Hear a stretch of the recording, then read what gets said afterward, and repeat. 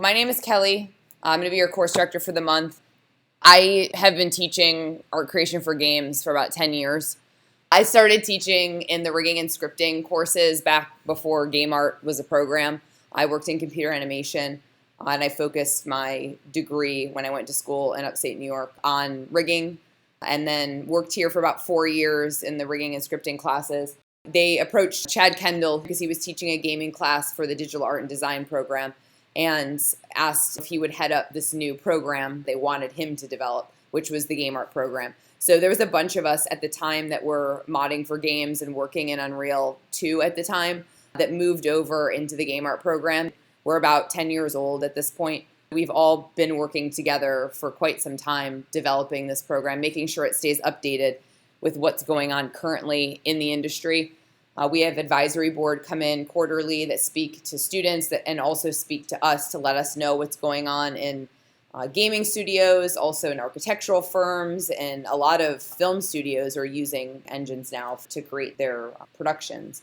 My class is more of a pipeline class where you're learning the pipeline process to get what would be like hero assets or main assets into a game engine. It's very similar to the character pipeline. And also, if you're dealing with main pieces, this is not an environment course where we're going to be making walls or making ceilings. My class is really focused on a collage style setup where you have a specific texture for a specific asset. And we're going to go through the pipeline of that in this course. You will have courses in the future that focus on trim sheets, that focus on environment pieces that have tiling textures on it that are meant to repeat and are repeated throughout the game. So there's a couple different pipeline tangents off of what I'm covering. We're making a high-res model. We're making a game res model. We're baking normal map for it. We're going into Painter and texturing it and then bringing it into Unreal. And each week is going to be a different step of that pipeline when we look at FSO and the way that the class is set up. That's pretty much what you're going to be doing, is running from start, which is here's some reference, to my asset is completed in the Unreal Engine. You guys are going to be setting up a level and then creating one final hero prop at the end of the month. I teach this course on campus and online, so I'm on my email a lot. I'm also on Discord a lot. We have a game art Discord channel that is broken down into individual courses. We have a server for all of game art, and then we have individual channels per each class. Please get into that Discord channel. It's all of your course directors, all of the lab staff. It's me and Chad. It's also online and campus students in there, and everyone gets invited in my class, and then they're there until they decide to leave. We don't kick them out after they graduate, so you'll have a lot of students on there that are current students. You'll have alumni on there. It's a great place to reach out if you need help or to network, or if it's late at night and you have a question, post it on there. Another student that's already taken the course will probably respond back before I wake up in the morning, which has been really helpful for us and also for the students to get more immediate answers to their questions. So Discord is the best place to reach me. You can also email me or you can message me on FSO. So pretty much today is going to be a welcome to lecture, welcome to the course. I'm going to go over the finals department, the grading and projects for this course, as well as take a look at FSO and the breakdown of all the activities. And then the last thing I'm going to cover is some modeling techniques and pipeline that are going to be important for this first lab assignment that you're going to be working on. I have lab assignments in this class that are focused on just that one day. When you're done with the assignment, you're done with the assignment. There are other assignments that we're going to take through all the steps of the pipeline. When it is one of those scenarios, I'll let you know. Make sure you're picking reference that you're really interested in doing. Also, if I'm critiquing something that needs to be updated, on those assignments, you're going to need to update it. If I see something that I think is going to be a problem in the next step of the pipeline, it would be best for you to update. On things that are ending at the end of the lab, I'll still critique them, but you don't have to go back and fix it if you don't want to. You're more than welcome to and resubmit for version 2 for a critique. It's not going to update your grade at all, but it will help with future assignments just to get more practice with how this process is completed. 3D Motive, have any of you heard of this site before? You won't have access to it yet because they usually wait about a week till they make the accounts. But 3D Motive will get a list of everyone that's in the course with your full sale email addresses. And what they will do is they'll set up an account for you. You get a year of free streaming access to the site to download tutorials and podcasts and videos here. Everyone's username is their email address, and everyone's password is 3D Motive. I have this content on FSO that we'll look at in a minute. Once they send out an email either to me or to you, I will let you know so that everyone can log in and change your password, and then you'll have access to the site for a year. I don't require any content from this site for my course, but next month when you get into texture painting and sculpting, one of his first assignments is one of these tutorials in here. So I want to make sure that you get your account set up correctly this month so that on the first day of class, you're not falling behind already. We chose this site over a lot of the other sites that we were using in the past because they stay pretty current with what's going on with the new programs that are coming out, new updates for things. I would also recommend that any of the programs that you're using, you're subscribing to their YouTube channels.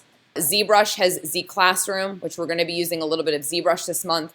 Allegorithmic has an amazing YouTube channel. There's also a lot of good stuff in here that you can look at per subject or per software. I will send the Discord link via announcement. The link is only going to work for 24 hours.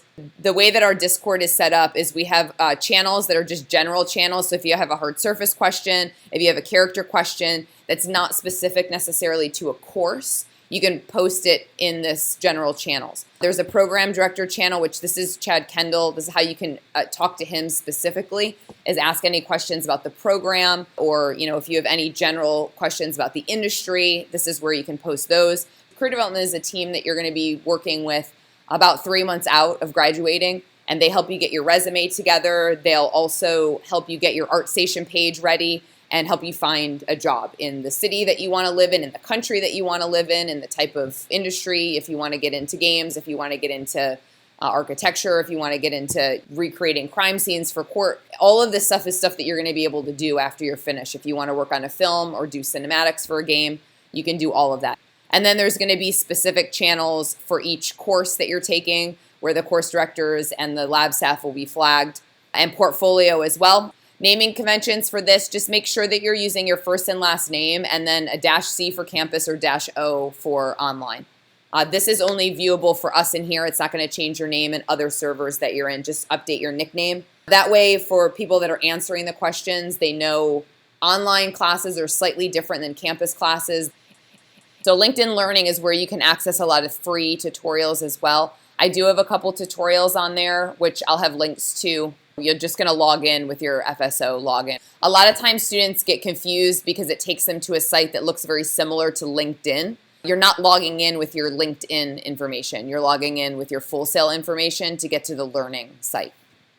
There are multiple tracks that you can choose from when you do get into the final portfolio classes, and that's going to be where you're developing your content. So you're going to be setting up this month, if you haven't already, we're going to be setting up a Sketchfab account, and we're going to be setting up an ArtStation account. In past classes, I think they use the 3D Arts Forum that's within Full Sail. No one else can see your work that you're putting on there. This final asset that you're creating for this course is going to be the first thing that you'll post in a student folder, so that when you do get to the point of graduating, you can edit that student folder down and start posting, actual work that you want to show potential employers. The tracks that you can choose from are hard surface or environments. This course would be considered more of a hard surface course where we're creating specific hero assets for the game, like a weapon or something where it would require its own specific texture. Environments ties into that same track. So if you were creating interiors or exteriors, that would all be one choice that you could pick. If you want to get into special effects, which isn't something that we have currently as a track, doing things like smoke, fog, fire, water, those things are considered special effects, and there are a lot of jobs in the industry right now for special effects artists. Creating an environment and then putting your special effects within the environment is the way that we kind of tackle that. We work with Keith Garrett, who's one of the Hall of Famers. He used to teach in the animation program with us way back before he went to work at Naughty Dog, and then he opened his own company called Beyond Effects. If that is something that you want to do, we can access him. We have all of his knowledge, all of his tutorials. He's hired a couple students from here for his studio. If it is something that you want to get into, let me know. Characters is another option where you're going to be creating characters for games. It's different than if you're creating characters for film, because instead of creating this high-res model that you're just going to put into, a scene and then have it render for hours and hours and hours, we need to have a version of that character that can go into real time. So there's additional steps when creating anything for games, because we still need that super high-res model to get our normal map, but we need to have a secondary model that's going to actually go into the engine. Animation is going to be another track that you can get into. Animating for games is totally different than animating for film. Film, if I got up, walked around the desk, walked to the door, and left the room, that would be one cycle that you would create. There would be a lot of principles of animation where there's slow in, slow out, there's follow through. That type of stuff does not happen in a game. If I'm walking and someone jumps out from behind the desk with a knife, I'm not going to slow in and pull my weapon out. It's going to happen immediately. A lot of those principles of animation do not apply for games. Things have to happen instantaneously. And animating me getting up and walking out the room, for a movie, that's fine because you're not interacting with it. But if I get to this first desk and I don't want to keep walking to the door and I need to do something else, the animation cycles have to end at any possible split second by you hitting a button on your controller or on the keyboard.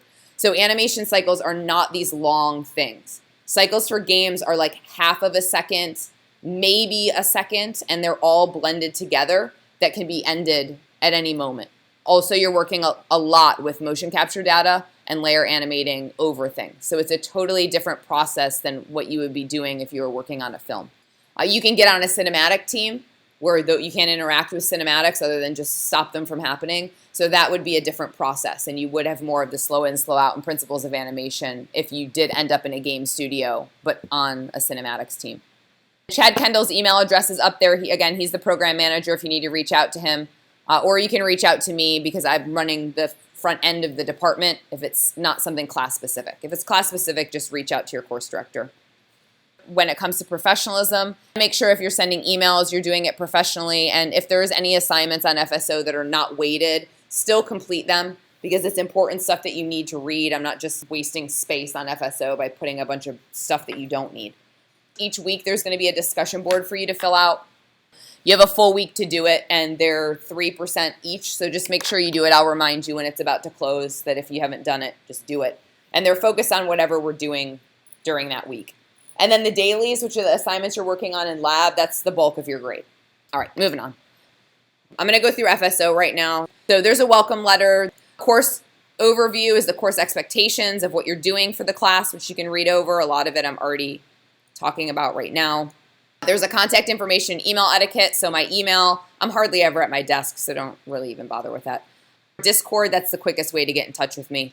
If you do need to send me files, Discord only allows a really small upload. FSO allows you 500 megs. So send me a message and just upload it right through FSO.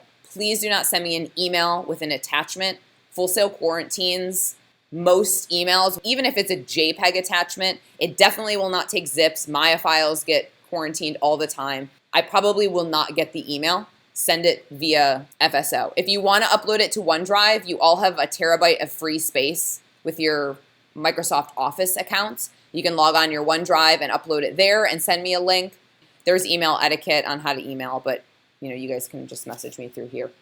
There's been a lot of issues with using Catalina and then what version of Unreal and what version of Xcode do you need.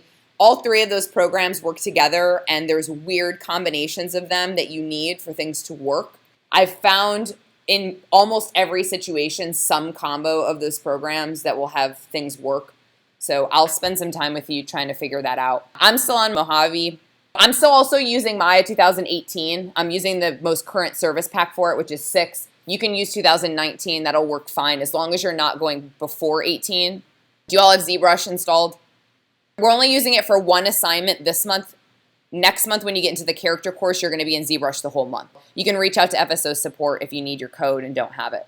Unreal 4, we're not using until week 3, so there's time for us to figure it out. Substance, just make sure you have your educational license and it's updated. You won't need that till week 3 either, but just to kind of get ahead of it, make sure Photoshop opens. A lot of times the Adobe Cloud expires and you don't realize because you don't use Photoshop that much. We're not using it to create anything. We're just using it to compile your screenshots together for your uploads. So make sure that that is working. The 3D motive information is here. I will reach out to you and let you know when the accounts get set up. Professionalism, you can read over that. Next, I'm going to talk about the late submission policy. If you need more time to finish the assignments, please make sure that you're emailing me at acg@fullsail.com.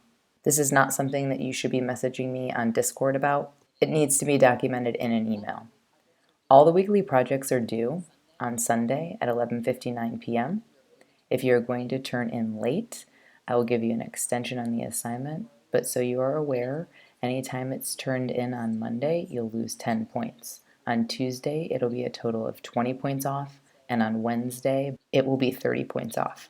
Anytime after Wednesday, the assignment is going to receive a 0. When you do finish the assignment, make sure that you zip the files and upload them into the feedback of whatever activity that you're turning in late. Please do not send them via email. You can follow up via email, letting me know that you completed the work, and I will grade all of the late turn-in work Thursday and Friday of that week. If you do have a valid reason for not being able to turn in the assignments, I will still give you an extension, but without the late turn-in.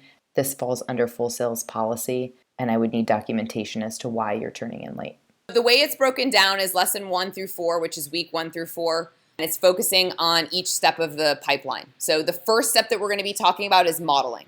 We're going to be doing blockout modeling, we're going to be doing high-res modeling, and we're going to be doing game-res modeling all throughout this first week. In week 2, the next step of the pipeline is UVing your game-res and baking normal map for it. And there's a couple ways you can bake normal map. You can bake in transfer maps, which is in Maya, or you can bake in Substance Painter. And I'm going to go over both of those ways, just in case you're working in a studio that's not using a Allegorithmics products. Week 3, we're going to talk more about physically based materials and what textures you need to set up materials correctly in Unreal. You guys are going to build a basic level and start putting your assets in it. And then the last week is creating one asset going through this whole pipeline. So this is going to be a whole week of review, week 1, week 2, and week 3, and you're going to run through from start to finish this whole week on one asset. And you should have one completed, polished, final piece that you can put up on your ArtStation page. For week 1, the breakdowns, and most of the weeks look very similar, is you'll have a discussion board that you need to fill out. There's always going to be a required viewing, which is broken down into each lab with either tutorials that I've created, tutorials my staff has created, or tutorials I've found online that will help you for that specific lab assignment. If you know of other tutorials, please feel free to send them to me. I can only watch so many videos. And then the main competency, this is where all the information is for what you're doing during the week. So there's an overview, objective for this week, the weekly zip that you'll find in each of the main competencies per lesson is going to be where all my lab slides are, where the lecture slides are, and any files that you need for the assignment. Assignment turn-ins, this is very detailed in what you need to be turning in. The naming conventions for it. There's also example images that go over exactly what I need to see. When you're done with your assignment, I need you to take these screenshots, compile them together, and upload them. There's a video on how to compile together screenshots and the required viewing. If you need help compiling these, or if you have any questions about turn-in, just let me know or let Nate know, and we'll help you get everything set up. So the software we're using, I kind of already went over this. All the modeling is going to be done in Maya. So you're going to be blockout modeling, high-res modeling, and game-res modeling. And we're going to be focusing on this all during week 1. There is going to be one sculpted assignment where we're going to be creating something that's a little bit more organic. So we're going to do our high-res in ZBrush. All of our texturing is going to be done in Painter. We are going to be doing 3D baking, which means we're looking at a high-res, baking it down to pixels of a normal map that then we are going to apply to our game-res model. That is the most common type of baking that you'll see is a high-res bake. There's another type of bake, a 2D bake, where you take a texture and pass a texture through a program like Crazy Bump, and you get another texture. Unreal is where you're going to create your level and also display any of your assets. So these are the programs that you need installed and working. Transfer Maps is within Maya, so that should already work fine as long as you have Maya installed. So this stuff I already covered. If you need help, where you can upload it, and you can go back and access these slides if you need to see them later. Breaking the rules of what you've been taught in past courses is a lot of what you're going to be starting to get with your future classes. You're going to get a lot of core techniques and principles in these classes, especially in my class, that you're going to be using if you go to a game studio. Rigging has a lot of really specific rules that you have to follow for the rigs to work. Those rules aren't going to apply if you're working on a shading and lighting project. Those rules aren't going to apply if you're creating a chest asset to go into a game. One major rule that's going to be broken, that's been hammered into your head up to this point, is that you have to model with proper edge flow. Quads are something that you need if you're working on an object that's deforming, meaning you're going to have a rig and it's going to bend, which would be a character. If you have a deforming mesh, and there's two types, there's a dynamic mesh, which is a deforming mesh, or a static mesh, which is a mesh that does not deform. Static mesh doesn't mean it doesn't move, it means it doesn't deform. So the chairs in here, even though in a game maybe I can run up to one of the chairs and it would push off to the side, or if I ran into it hard enough, it might tip over. That chair is still considered a static mesh because all of the actions and movement that it has is based on a pivot point, translating, or rotating. The mesh itself isn't bending. If the mesh is not bending, it does not need quads. You can have tris, you can have n-gons, you can have quads, but you don't have to have quads. What matters is that the silhouette of the object is strong.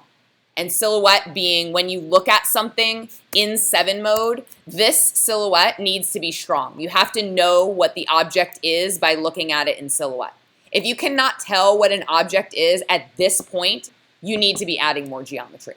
We're not working on a game 20 years ago or 30 years ago where you had a max poly count of 5,000 tris, as long as the geometry is altering silhouette. If you have edges on a model that are not doing anything for the silhouette, that's where you remove them. That's how we keep our game res meshes low, is when we get rid of stuff that is not changing silhouette. Another major rule that you're going to be breaking is that everything shouldn't be modeled out of one thing. Another thing that you don't have to do is model a cube and then model a cylinder and then add a bunch of geometry to the cube so that the cylinder can be merged into it. You do not want to do something like that for game. I would not add a bunch of edges to this cube so that I can take every one of these verts and merge it into here. That is a huge waste of geometry that I'm adding onto this mesh for no reason. Meshes in games are all intersected. You take a mesh, you shove it into another mesh, you delete any faces that you're not going to see, and any face that you're not going to see is gone. It's not wasting a try count. It's also not wasting space in the 0 to 1. That's how game models are created. You don't have to merge verts together. You do this and do a mesh combined. This also keeps poly count low. You're not adding geometry to merge things together.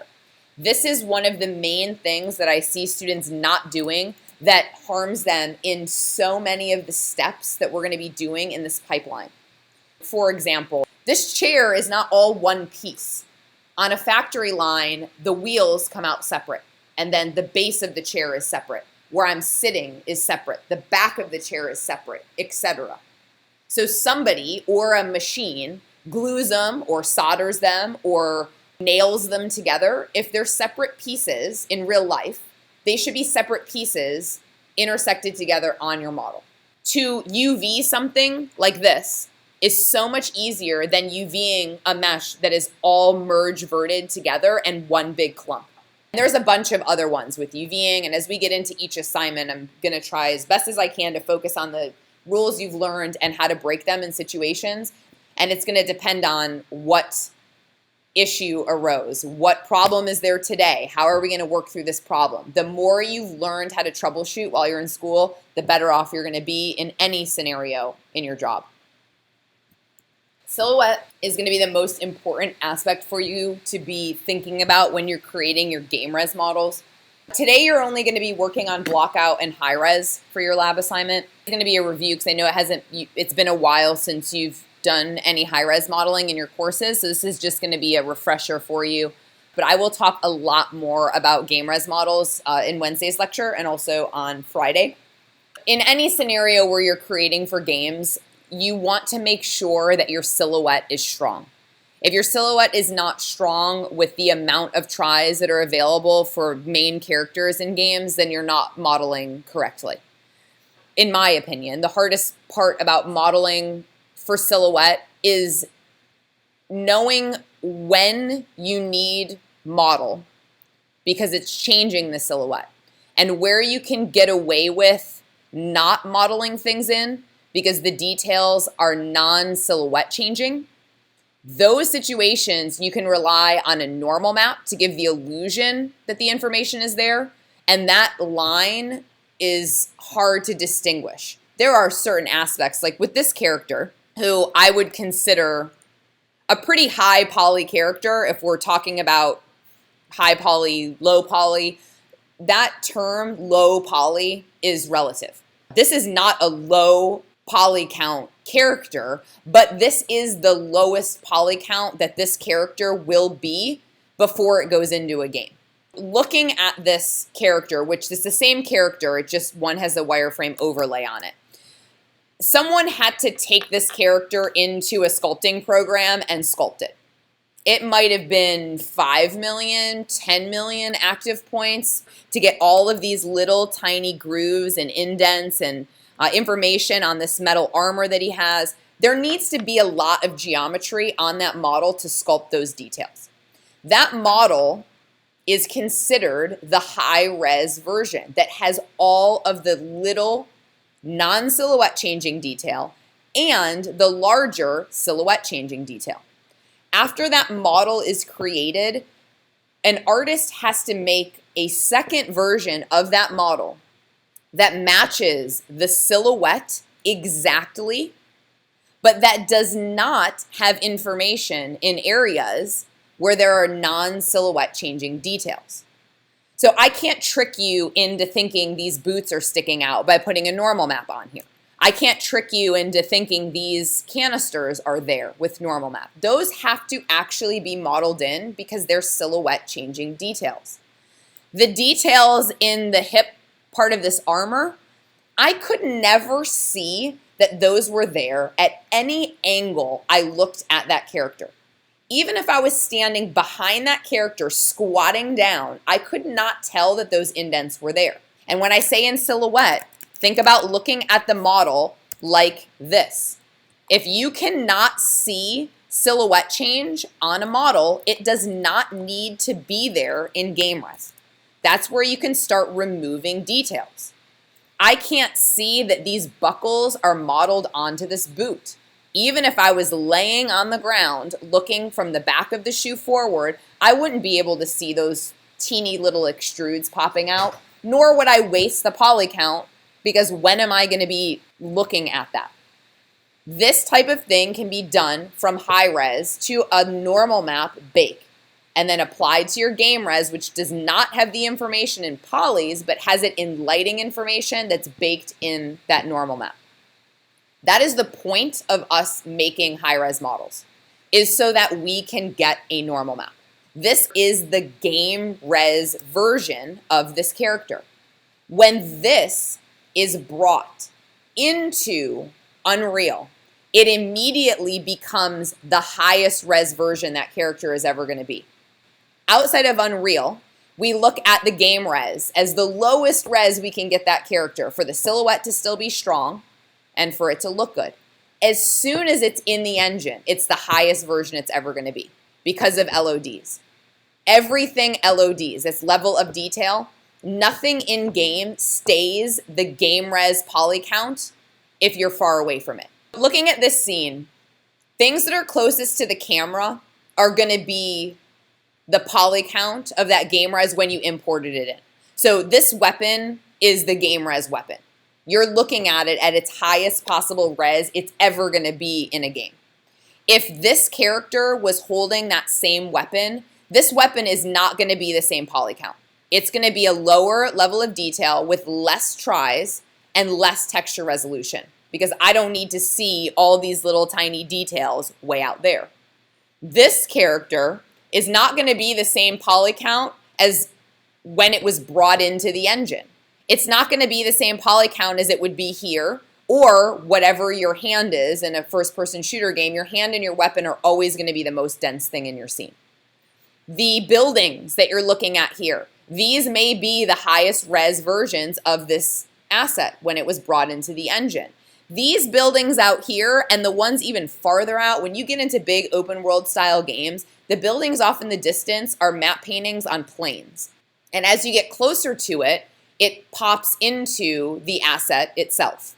And as you get closer and closer, those levels of detail swap out so quickly that you don't see them. You shouldn't see them if it was done correctly with, motion blur and atmospheric fog. A lot of times you don't see that switch. It happens with every single asset, and it happens with every single texture. This might be the game res version of the model. It's, not low poly. There's a lot of stuff going on, but this information is necessary if you're holding the gun in your hand.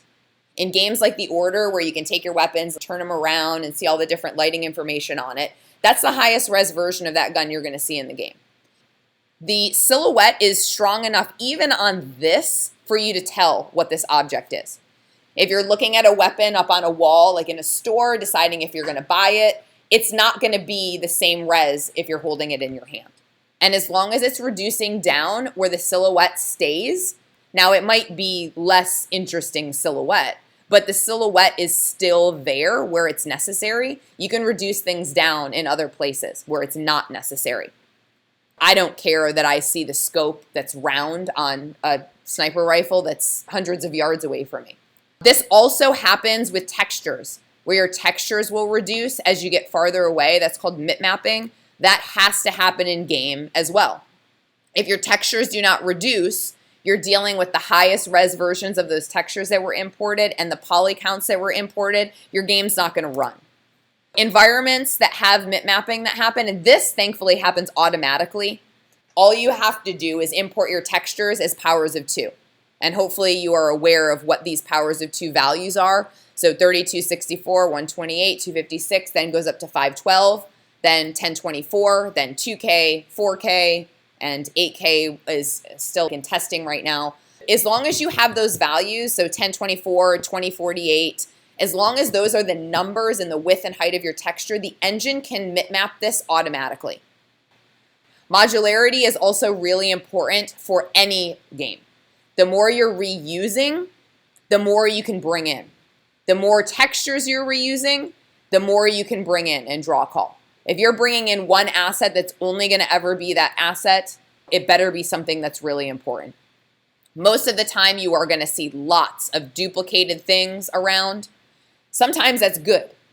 I'm playing Witcher 3 right now, and this is in a lot of games, where you'll have barrels that are red or have skull and crossbones on them, like Breath of the Wild is like that too. When you see a barrel that's red, that's a barrel that's going to explode if you shoot it. And that's a positive modular asset in a game. Or like Uncharted has lots of propane tanks that you can shoot.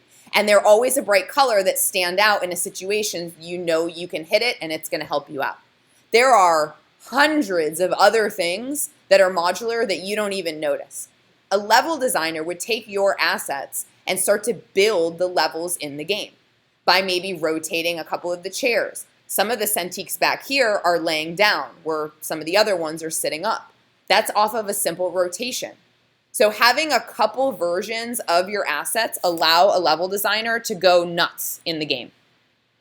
A lot of environments have these packs like this where you can access a bunch of different environmental pieces. Also some other styles of pieces that might be more what would be considered a hard surface piece.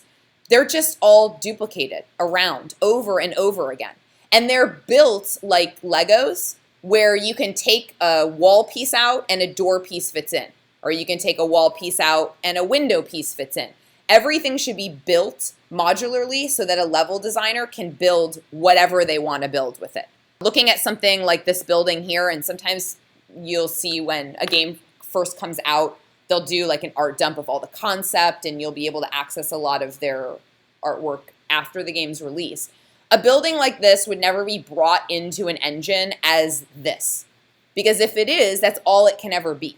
This building is actually brought in as multiple modular pieces that a level designer puts together. This could be a 10-story building, or it could be a 1-story building with none of the chimneys.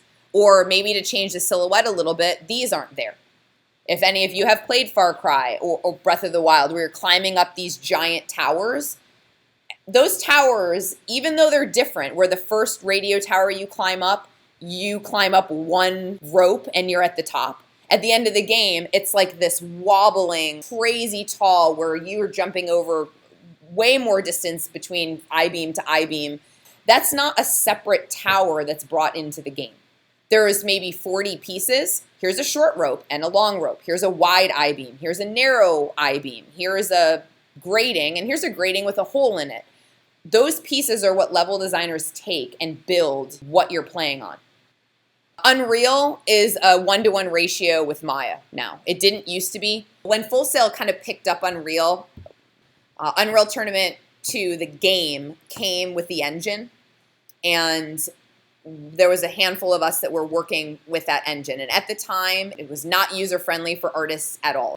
You could mod for Quake, and that was how most of us learned how to create assets to go into an engine.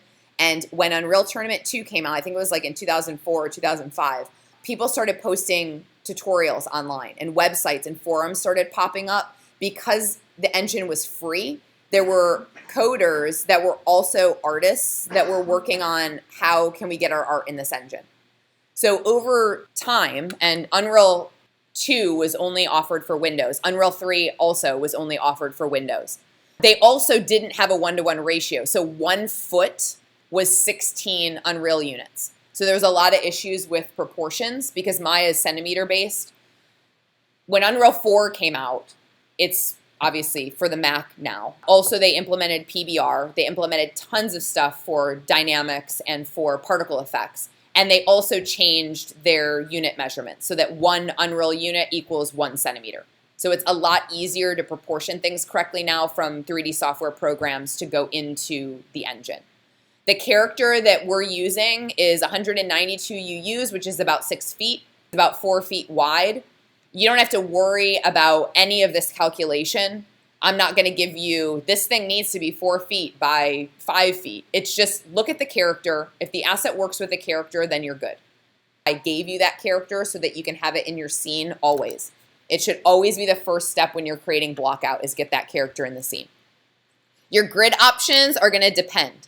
By default, the grid options in Maya are really small. They're based for centimeters. So if you go to display grid options, this is my reset grid, is that. So if I create a default cube, all of the primitives default at 1 centimeter by 1 centimeter by 1 centimeter, which if I was using this in a game would not work with my playable character. If you want to create a larger grid because you are snapping to the grid, I would choose, and these are just suggestions, you don't have to pick these values, but the first number is how much of the grid you see. So if I type in 400, the grid units didn't get any bigger, it's just showing me more of the grid. I would stick to whole numbers for this, like maybe 10 in 1, or 50 in 1, or 100 in 1, and it's just going to be adjusting how large those grid units are, or 110. This is usually what I use, is 400, 110. Totally up to you. Grid units for us don't matter as much because we're creating hard surface pieces or prop pieces. If you're creating environment pieces and you're making a wall, your wall has to end on a grid unit, or else when you bring this into a game engine, this is not going to snap up with another one of these because it's not going to snap up to Unreal's grid. This gets a lot more hairy than what we're doing. Our assets are, hey, here's a garbage can. This garbage can needs to snap down to the ground because that's where the level designer is going to be using it. D and V to snap down, X to 0, 0, 0, which you want to be modeling stuff at origin. This was going to be like that garbage can in the corner of the room. You know, it would be something like this. Level designers that are using prop pieces only need it to snap down to the ground. Unreal does not care where Maya's pivot is. Maya's pivot is Maya. What those two programs have in common is origin. If I brought this mesh with the history deleted and transforms frozen into Unreal, where would this pivot be? Does anyone know? Yes, the pivot would be here.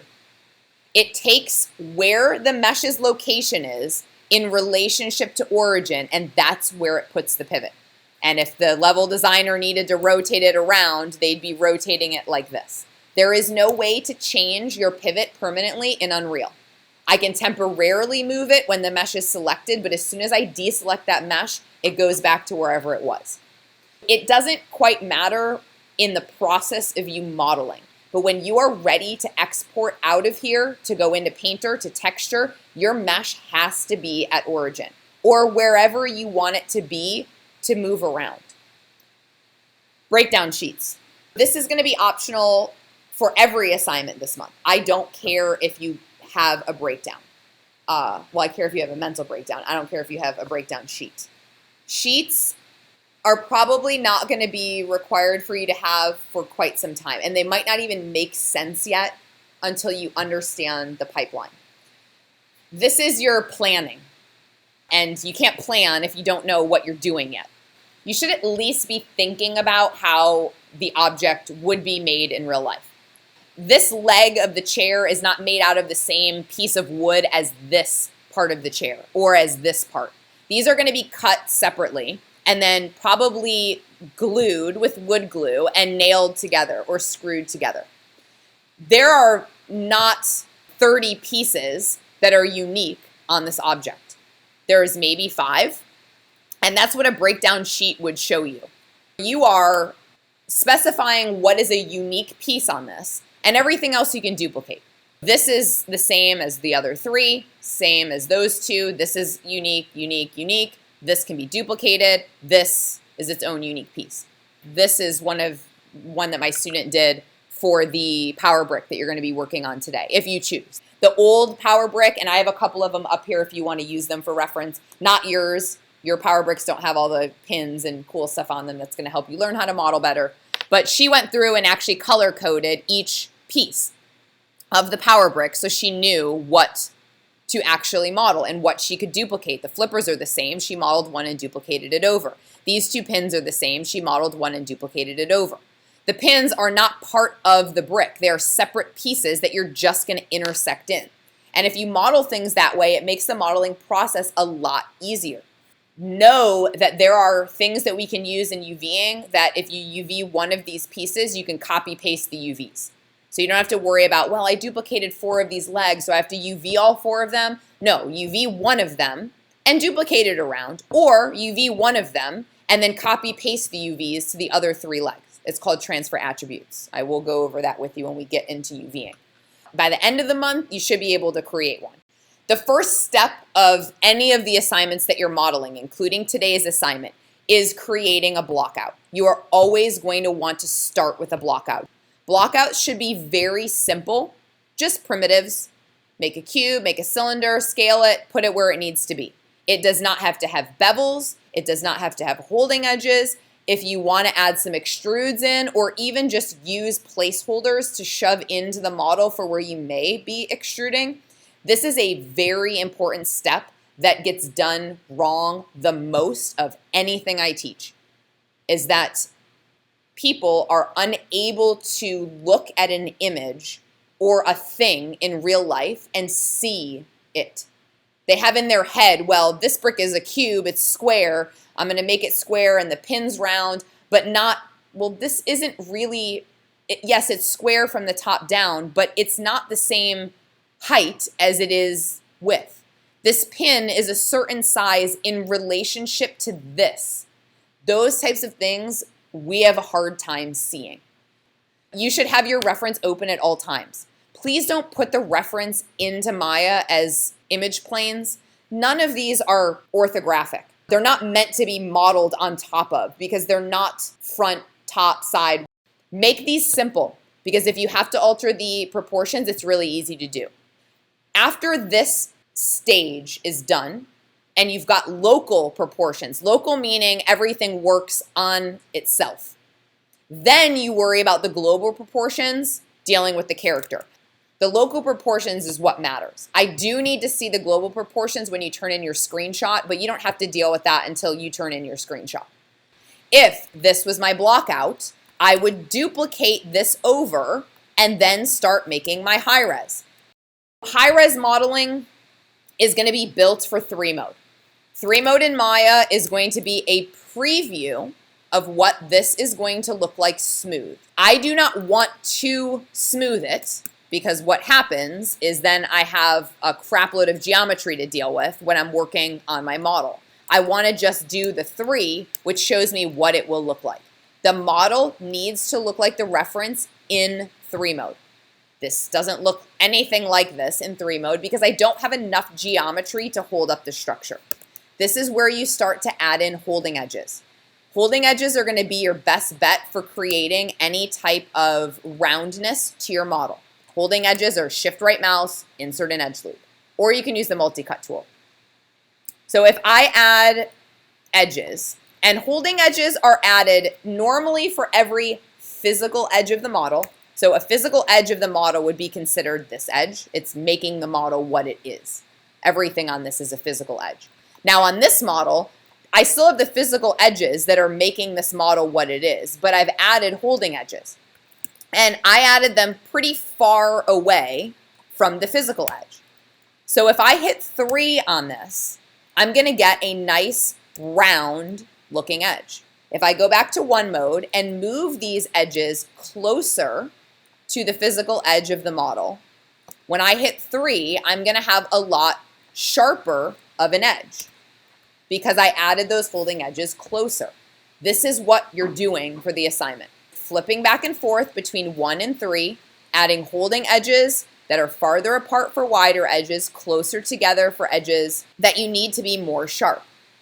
If you are seeing issues with pulling or stretching when it comes to lighting in 3 mode, this type of thing, so you're seeing like that breakdown of the lighting there, these lines that are running across. If you see that stuff on your mesh, it's because you don't have enough geometry to hold the structure up. Things like this, there's just not enough geometry down here. We don't care about poly count until we get to our game res. You can use a multi-cut tool to add in, and if you really want to, you can also use bevels. I've seen in newer tutorials where high-res models are being created instead of with holding edges, with bevels. Just realize the difference. The difference between adding holding edges and adding bevels, and I'll do them side by side, is holding edges, if you're dealing with quads, you're going to get a quad. If I hit 3 on this, I have quads here. My corner is going to look a certain way. If I add bevels on this, adjust the fraction, I have a try here. If I hit 3, I'm going to get slightly different lighting information on that corner than I get on this corner. This is going to be a bit more smooth. And if I start to add in segments, which you should probably do if you're creating high res, this is quadded, then this is tried. This is quadded, then this is tried. And as you get farther and farther into these segments, there's going to be a point in 3 mode where you're going to see maybe a shape or design in the lighting that you don't like. This is the information that is going into the normal map that's going to go on our game res. So if you don't like the lighting on your high res, then you need to fix the high res because that is what we're pulling. The edge detail and any details that you're modeling in, that's what's going into the normal map. Looking at your reference options for today, there are 3. You don't have to model this into the high res or model this into the high res. I just need this bumper piece, the flippers, and there's lots of edge stuff going on in the flippers where I have a really sharp edge here. This is a really rounded edge here. This is a rounded edge here where I have a really sharp edge there. So that's just going to be a lot of the holding edges. Don't model this out of here. Model it as a separate piece and just intersect it in. You would have to add so much geometry to this brick that's unnecessary to get this to extrude out. And adding holding edges on high res, you end up with creases and crimping on things which don't look great. It's hard to manage when you're dealing with a lot of edges. So anything that can be intersected and added in is good. When I say these need to function, make sure your pivot is in the right spot so these fold closed and you make sure they fit into the openings that you have. I would like them to be open for the screenshot, but just make sure it helps to get this shaped correctly if you have it closed in. There's a hammer. It's called a ball peen hammer, which you can look up online. Anywhere where in real life things are separate pieces, you want to model them separately. This is made of rubber. This is not made of the same material as this, so they can't be the same piece. This is made of wood or plastic and cannot be the same piece as this. These should be 3 separate pieces that you're modeling in block out.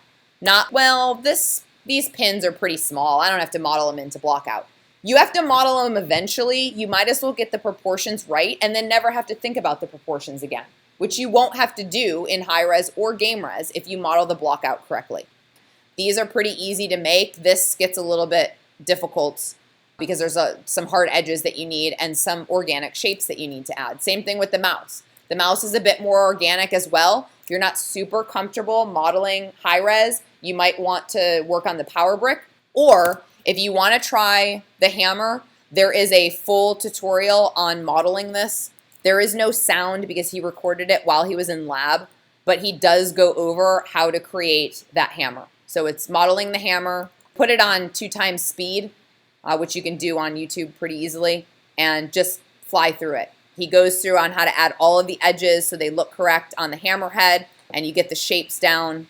The example images are here for turn-in. What I need to see for this turn-in is your block out. I need to see it with and without wireframe. And then I need to see the high-res mesh with and without wireframe. Please make sure it's in 3 mode. I want to see what it's going to look like in smooth preview. And somewhere in the scene, as long as I can see part of that character, I can grade the proportions.